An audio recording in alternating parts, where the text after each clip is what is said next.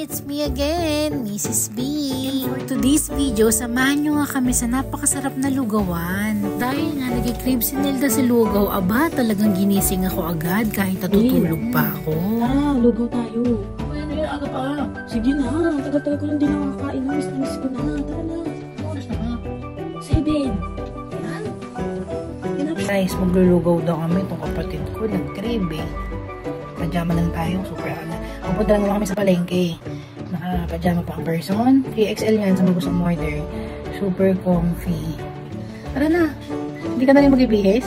Oo, ganda-ganda na suot ko eh. Mrs. Business ko eh. Grabe naman. Sobrang aga. Oh. Kahit yung hininga amoy niya, amoy bagong gising na ano.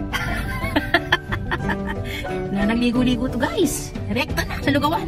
Dahil nga nagmamadali kami papunta sa palengke, hindi na kami naligo at wala na ring toothbrush. Mumug na lang. Dito kami ngayon sa palengke ng Imus. 8 o'clock in the morning.